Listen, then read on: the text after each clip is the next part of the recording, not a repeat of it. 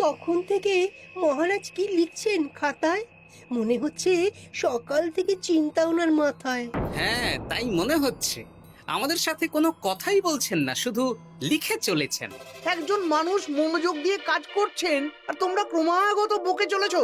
না, আসলে মহারাজ কি কারণে চিন্তিত সেটা জানতে না পারলে আমাদেরও চিন্তা হয় বই কি। হুম অর্থ বুঝলে, অর্থ। রাজকোষের অবস্থা খুবই খারাপ, আর সামনেই তো শিবরাত্রি পুজো। কিভাবে যে কি হবে কিছুই বুঝতে পারছি না। মহারাজ, এরকম হলে এবারে কিভাবে পুজো হবে?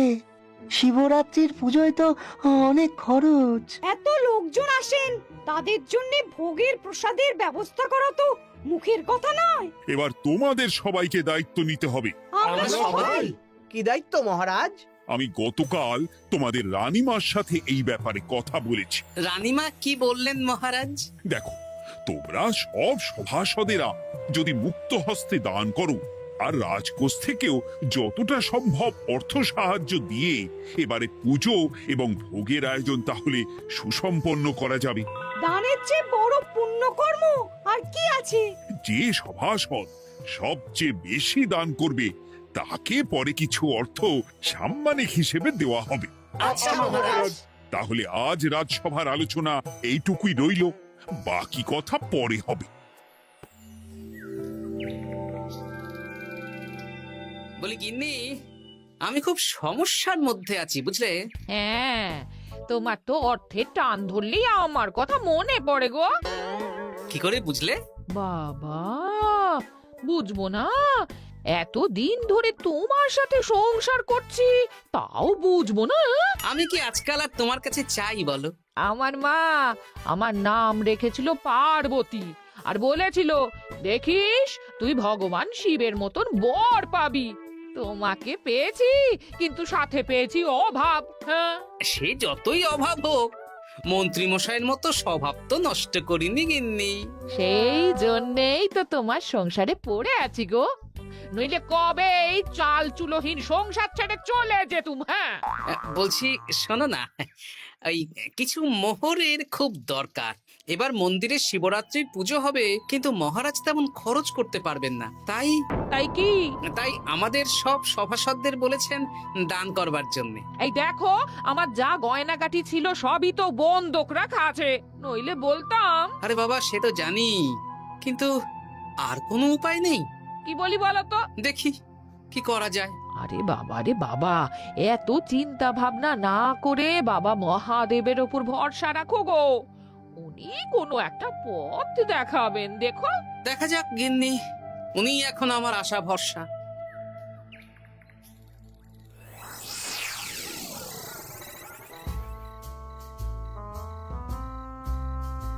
আরে মন্ত্রী মশাই, আপনি তখন থেকে শুধু এদিক ওদিক করছেন কেন বলুন তো? তা কি করব? না, আমরা তো বুঝতে পারছি না আপনার কি হলো। জীবনে অনেক অপমানিত হয়েছি, অনেক মার খেয়েছি, এবার সম্মান চাই। আর কেউ সম্মান না করলেও আমরা কিন্তু আপনাকে বেশ সম্মান করি মন্ত্রী মশাই। তোদের সম্মান আর মহারাজের সম্মানের মধ্যে অনেক পার্থক্য আছে। না, ওই ছোট মুখে বড় কথা বলছি মন্ত্রী মশাই, ক্ষমা করবেন। হ্যাঁ, মহারাজ আপনাকে কেন সম্মান করবেন? সামনে শিবরাত্রি, প্রত্যেক বছরের মতন এবছরেও গ্রামের মন্দিরে রাজবাড়ির তত্ত্বাবধানে পুজো হবে, আর সেই পুজোয় আমাকে দান করতে হবে। তা করুন, আপনার কি অর্থের অভাব নাকি? আরে বাবা, সব অর্থ দিয়েই তো তোদের গিন্নিমার গয়না বানিয়ে দিয়েছি, আমার হাতে আর আছে কই? ও, এই সামান্য ব্যাপার। আপনি মাছের তেলে মাছ ভাজুন। হ্যাঁ, আমিও তো তাই বলতে চাইছি। খোলসা করে বলতো তুই কি বলতে চাইছিস?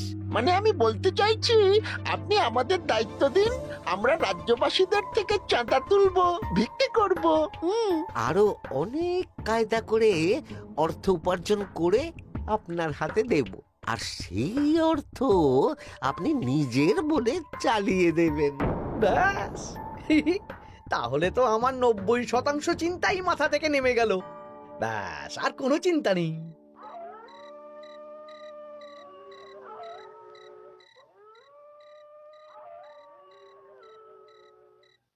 কি গো, এত রাত হয়ে গেল, এখনো ঘুমোচ্ছ না কেন বলো তো? হ্যাঁ, খুব চিন্তা হচ্ছে গো গিন্নি, এখনো বুঝে উঠতে পারিনি যে কি করে দান করব।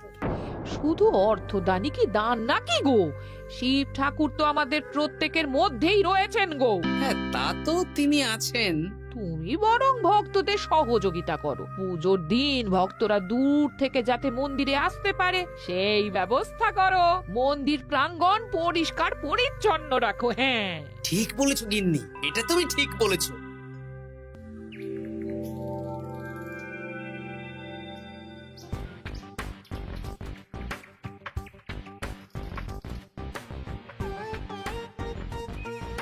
এই যে বাড়িতে কে আছেন? মন্ত্রী মশাই বলুন।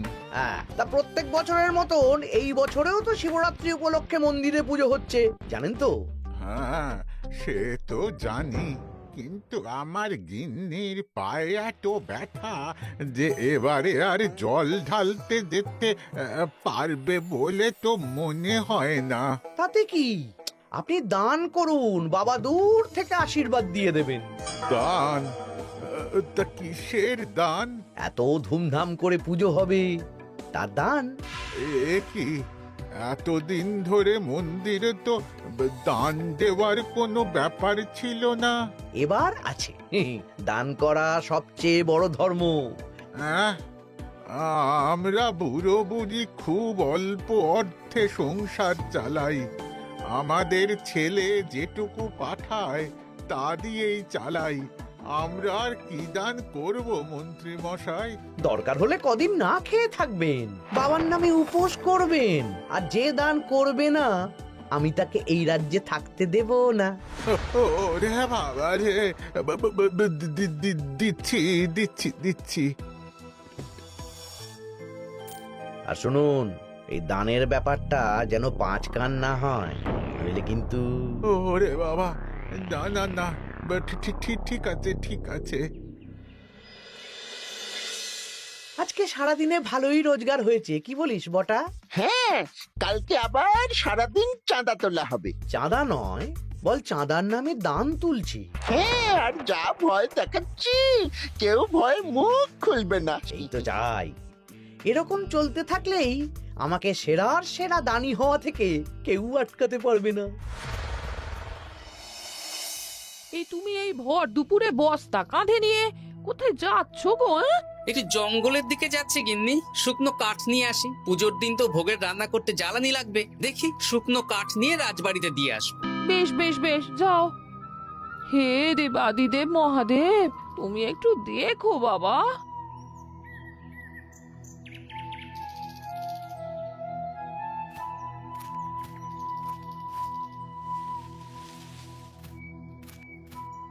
আরে আরে, নগেন খুঁড়ো না, এই সময় কাঠ কুড়োচ্ছ কেন? কি আর করব গোপাল, কাঠ কুড়িয়ে নিয়ে যাচ্ছি, এবার এগুলো হাটে বেচবো। সে কি গো, তোমার ছেলে তো শহরে চাকরি করে বলেছিলে, এ মাসে সে অর্থ পাঠায়নি? সে তো পাঠিয়েছিল বাবা, কিন্তু আর ভাগ্যের পরিহাস, কি বলবো বলো। কি হয়েছে, কোনো সমস্যা নাকি? না না না, সমস্যার কথা জানানো যাবে না, জানালেই আমাদের বিপদ। আরে কি হলো, চুপ কেন? কি গো খুড়ো, কিছু বলো। কাউকে বলবে না তো বাবা? না না, বলো না, আমি কাউকে বলবো না, আমাকে বিশ্বাস করতে পারো। আসলে আজকে সকালে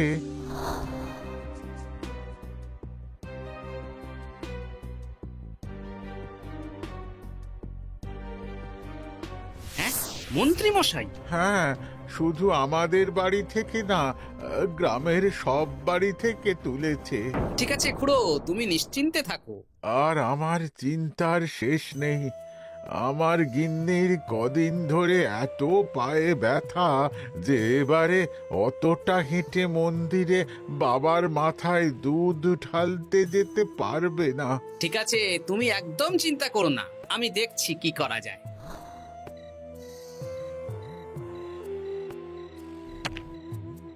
প্রহরী, এটা ভাড়ার ঘরে রেখে দিয়ে এসো। বলো গোপাল দিয়েছে, ভোগ রান্নার সময় জ্বালানি লাগবে তো, তাই এই কাঠ দিয়ে গেলাম। আচ্ছা গোপাল দাদা।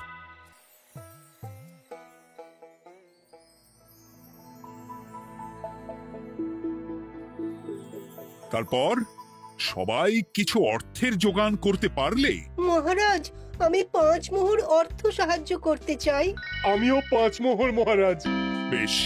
গোপাল, মহারাজ, এখন আমার হাত একদম খালি, তাই আমি অন্যভাবে সহযোগিতা করার চেষ্টা করছি। কিরকম? এই তো গতকাল আমি 1 বস্তা কাঠ দিয়ে গিয়েছি, আজকে আরো দেব। তারপর আগামীকাল মন্দির চত্বর পরিষ্কার করব, আগাছা পরিষ্কার করব, পুজোর দিন ভিড় সামলাবো, যারা দূর থেকে আসবে তাদের একটা গরুর গাড়ি করে নিয়ে আসবো। আচ্ছা, বেশ বেশ, কর। মন্ত্রী, মহারাজ, এই নিন। এতে 200 মোহর আছে, আমি আরো দান করব। আপনি কোনো চিন্তা করবেন না মহারাজ। বাহ বাহ বাহ বাহ বাহ, এ তো বিশাল ব্যাপার। আমি জীবনে অনেক পাপ করেছি, তাই এখন দান করে একটু যদি পুণ্য লাভ হয় সেটাই আশা। বেশ বেশ। পণ্ডিত, তুমি আর রাজবৈদ্য তাহলে পুজোর দশকর্মা দ্রব্যাদি কেনাকাটা শুরু করো। এখন ধারে নিয়ে আসবে, পুজোর পরে সব শোধ করে দেওয়া হবে। আচ্ছা মহারাজ, ঠিক আছে। তাহলে আজকে আমি আর পণ্ডিত মশাই দুজনে বাজারের দিকে যাব আর সব দশকর্মার দ্রব্যাদি কিনে নিয়ে আসবো। হ্যাঁ হ্যাঁ, তাই কর।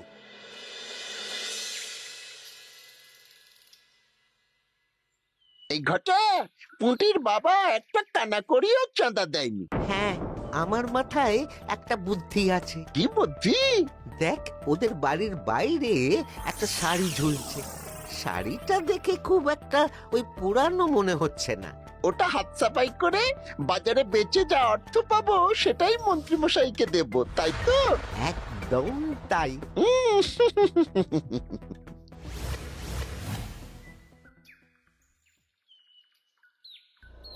হাই পুটি, দেখ তোদের বাড়ি থেকে বটা ঘটা কাকা শাড়ি চুরি করছে।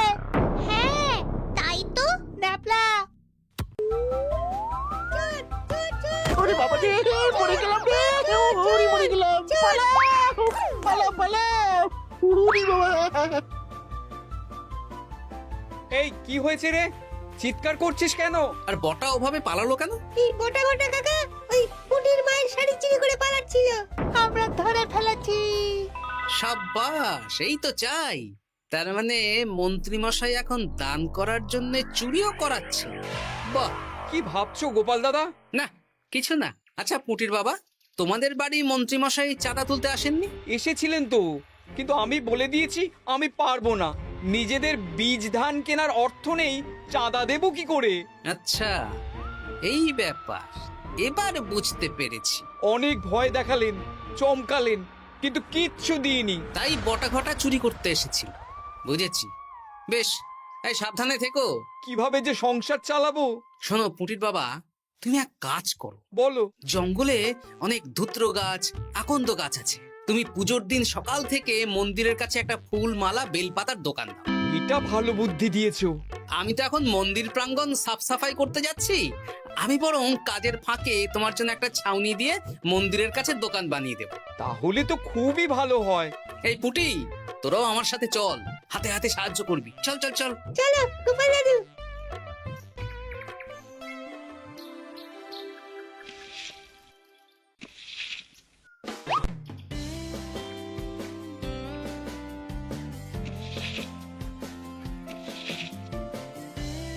দাদু, এই জায়গাটা গর্ত আছে, তাই মাটি নিয়ে এলাম। এই তো বুদ্ধিমান ছেলে, এবার ঢেলে দে।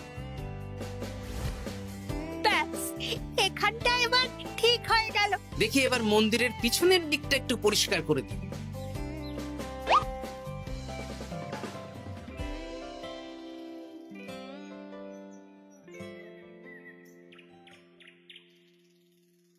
জয় মহাদেব।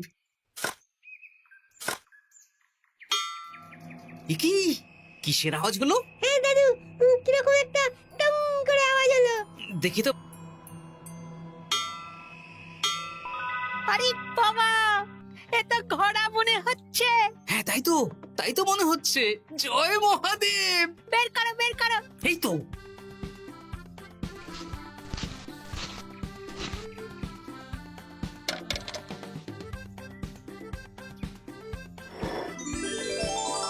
ও দাদু, এ তো সোনার মোহর। জয় মহাদেব। তুমি সত্যি আছো প্রভু, তুমি সত্যি আছো। কি দাদু, তুমি কাঁদছো কেন? সবই মহাদেবের কৃপা। মহারাজ বলেছিলেন দান করতে, মহাদেব নিজেই নিজের পুজোর ব্যবস্থা করে নিলেন রে।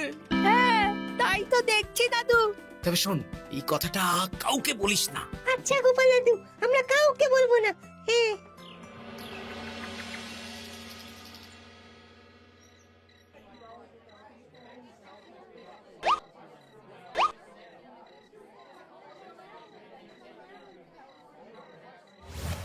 এবার আগামীকাল পুজো।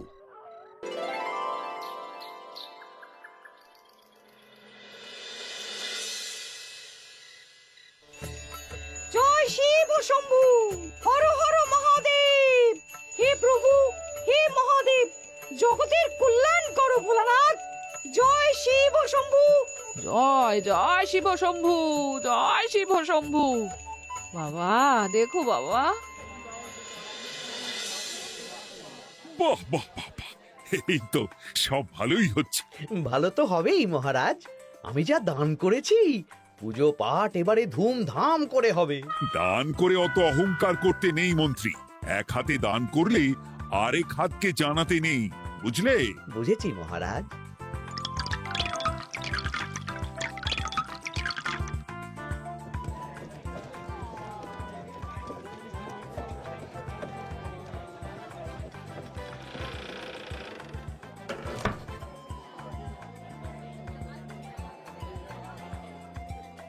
আসুন খুড়িমা, আপনি আসুন। সত্যি গোপাল, তোমার মতো মানুষ হয় না। আমার পায়ে বড় ব্যথা, ভেবেছিলাম এই বছর হয়তো মন্দিরে আসতেই পারবো না। আহা, আমি তো আপনার ছেলের মতন। আর কাল আবার আসতে হবে, বড় মাঠে ভোগের আয়োজন আছে, গাড়ি পাঠিয়ে দেব, কেমন? বেঁচে থাকো বাবা, বেঁচে থাকো। দেখো দেখো গোপালকে দেখো, ও হয়তো অর্থ সাহায্য করেনি, কিন্তু অন্যভাবে কত সাহায্য করছে। এই মন্দির প্রাঙ্গণ থেকে সব আগাছা পরিষ্কার করেছে। মহারাজ, আপনার সাথে কিছু কথা আছে। কি কথা? এখানে বলা যাবে না, যা বলবো আড়ালে। আচ্ছা চল।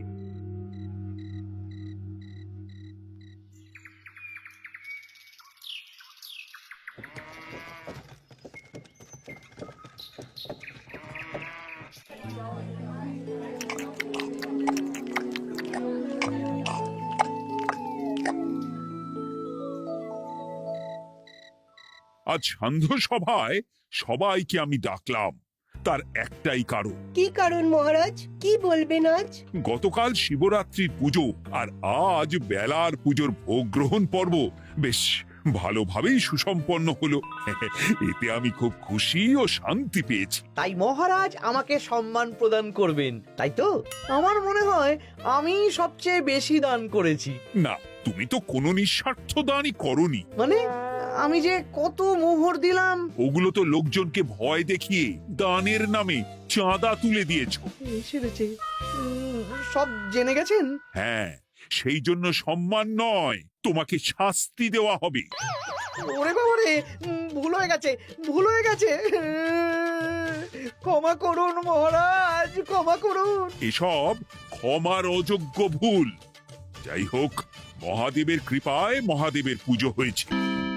তুমি যে অর্থ লোকজনের কাছ থেকে তুলেছিলে সেটা লোকজনের মধ্যেই বিলিয়ে দেওয়া হবে। তাহলে পুজোয় যা খরচ হলো তার বকেয়া কিভাবে মেটাবেন?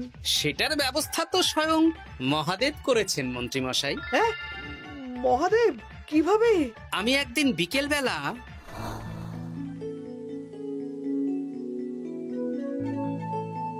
ওরে বাবা, এক ঘোড়া সোনার মোহর। হ্যাঁ, এক ঘোড়া সব মহারাজকে দিয়ে দিয়েছি। আর এই দান সংক্রান্ত যে অর্থ সাম্মানিকের কথা বলেছিলাম তা পাবে গোপাল। ধন্যবাদ মহারাজ। তবে মন্ত্রী মশাই যে অর্থ লোকজনের কাছ থেকে বলপূর্বক তুলেছেন সেটা দিয়ে গরিব চাষি ভাইদের বীজ কেনার অর্থ দান করা হবে। আর মহাদেবের কৃপায় যে এক খড়া মোহর পাওয়া গেছে তা দিয়ে বকেয়া মেটানো হবে। সাবাস গোপাল, সাবাস। এই না হলে আমার গোপাল। সাধু সাধু আর মন্ত্রী মশাইকে কি করা হবে? ওকে কাল শাস্তি দেওয়া হবে।